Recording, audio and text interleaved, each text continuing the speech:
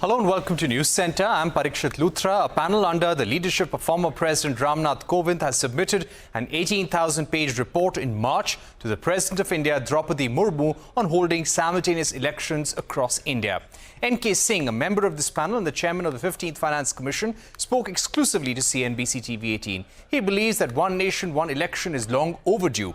Singh said that the first 4 elections in India were held simultaneously and federalism is not dead. I started off by asking him if the next government will act on the report that has been submitted on simultaneous elections. Let me put it this way, that those set of recommendations and their implementation is long overdue. We are witnessing the multiplicity of the long phase in which these elections have been held. We are witnessing the multiplicity of uncertainties which this long electoral process has introduced. We are witnessing the fact that even as this election finishes, we may have to be ready for many state elections which may be following in the course of the next 2 years or so. Therefore, both in terms of its implications for India's long-term economic growth, its implications for sustaining the spirit of the makers of the Constitution. Let's not forget that the first 4 general elections were really held simultaneously. Let's also not forget that federalism was not dead and people exercised their franchise. Let's recognize the fact that even during the course of the current elections, several states are going along with the voting for the House of the People, for their own assemblies, and that federalism is not dead.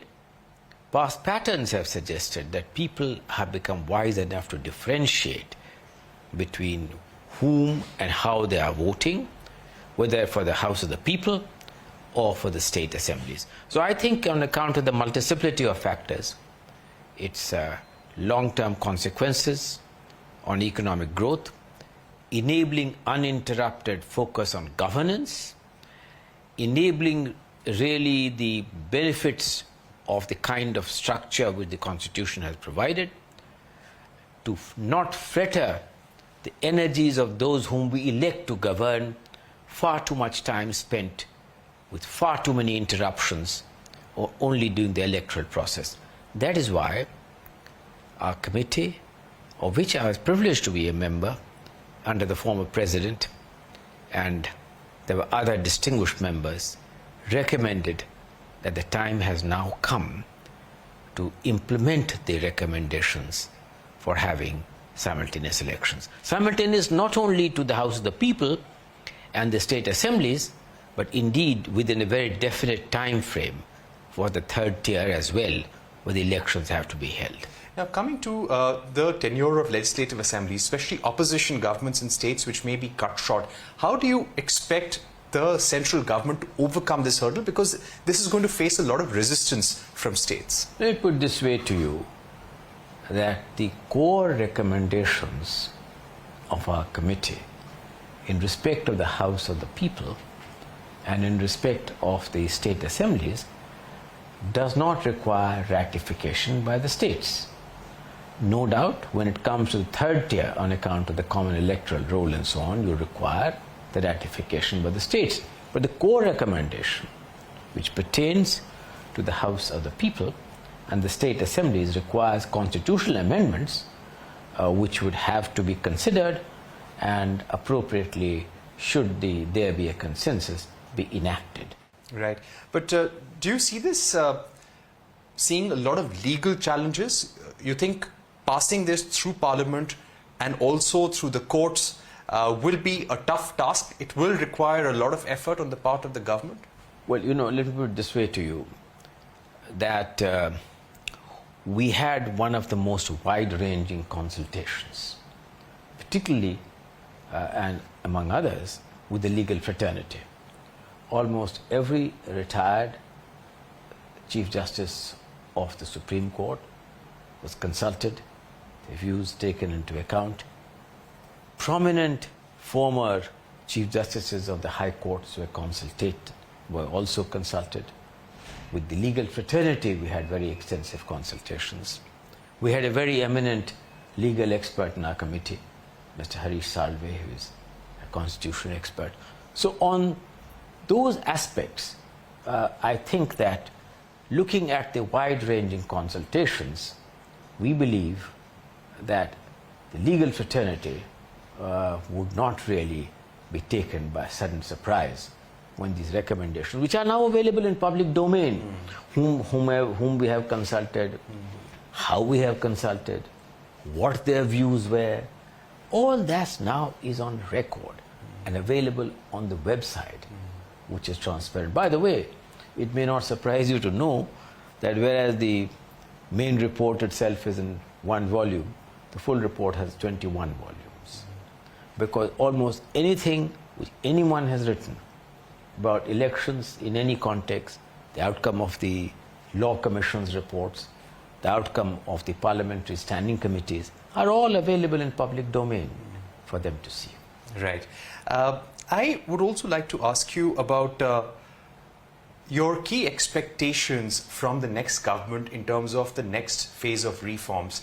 If there would be one key idea which you believe must be focused on after the election, what would that be? I think the Prime Minister has focused, himself has focused in his many interviews which he has given on what it should be to make this by 2047 a Viksit Bharat, and looking at the future much beyond 100 years, in some ways to reclaim India's legacy. He spoke day before yesterday in terms of a much longer time span, a sort of time span which will recreate the Indian era, lost legacy. But certainly to make India into what we know, Viksit Bharat, there is a blueprint which entails a whole host of measures, including continuation of very high rates of economic growth, which enable per capita income to rise in a manner which would approximate those of a developed economy by 2047. And looking at the record of what we have done in the last 4 years, there has been no country which has for 4 years continuously clocked over 7% real growth rate in real terms, which in nominal terms, of course, would be depending on what kind of deflator you want to use. So I think that continuation of that growth process and accelerating the process of achieving the objective of making India a developed economy by 2047 will be the overriding aim. What is the task cut out for the 16th Finance Commission according to you? What should their priorities be? I think each Finance Commission has had the fortune and privilege of being led, leaving me aside, being led by people of great eminence right from the inception. Each of them have faced their own challenges. Each one of them have crafted their own responses to the challenges.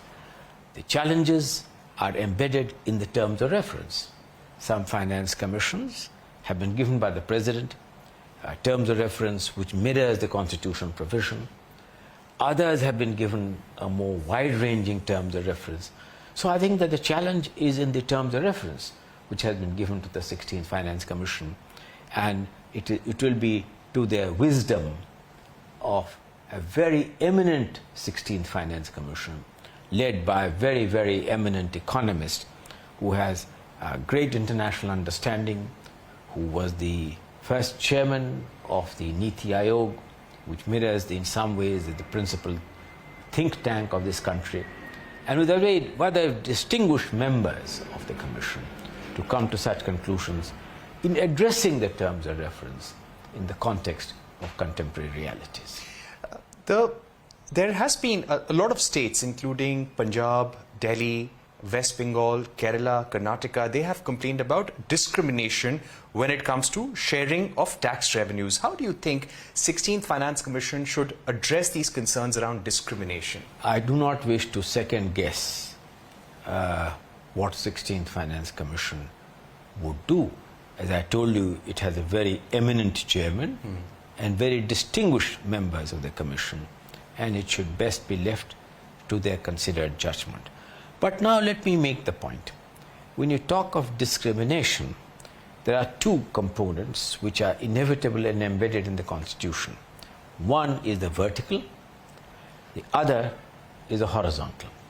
What does vertical mean?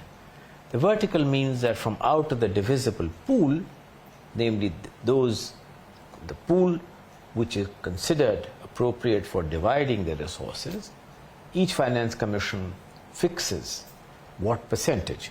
I accepted what was set by the previous finance commission, namely 42% of the divisible pool was assigned to the states and the balance to the central government. And then the horizontal means that from the pool assigned to the state government, what is the formula for distributing it among the states and between the states? So this is the two principal functions. Then there are other stories. This is inescapable.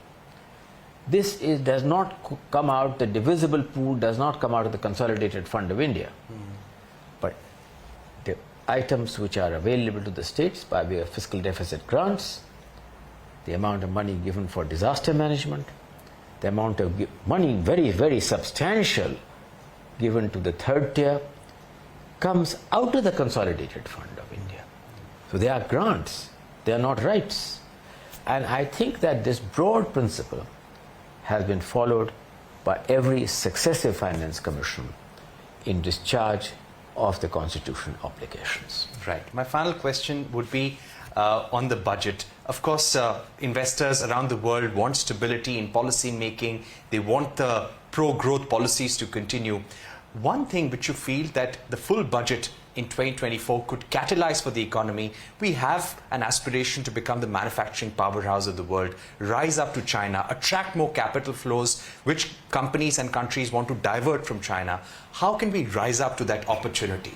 Well, I think the Prime Minister has himself, in his many interviews, and the Finance Minister, speaking very recently, has said that manufacturing, the earlier belief that India could become the great service hub of the world and China could do the manufacturing was a myth which previous governments did not pay much heed to.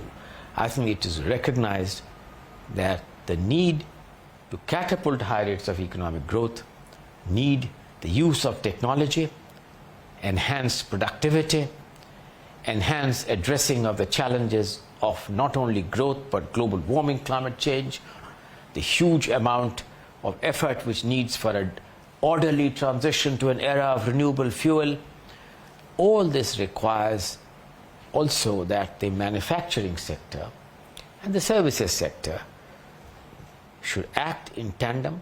The Prime Minister spoke, rightly so, on the challenges of agriculture, because agricultural practices and processes will need to be substantially restructured to make it sustainable, and for alternative livelihood to be provided by the services, manufacturing and agro-based economic activity, which can be a job creator.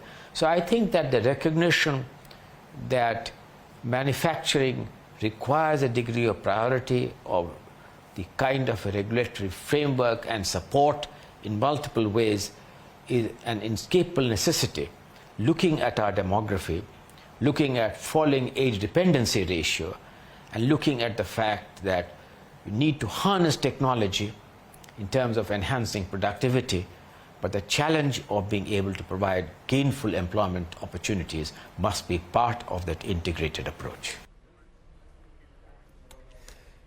All right, that was N.K. Singh on what the priorities for the next government should be and the importance of one nation, one election. Time for a short break here on CNBC TV18. But coming up, we take stock of the election mood across Delhi and Kurukshetra in Haryana, which are headed to Lok Sabha polls this week. Special reports in just a bit. Stay tuned.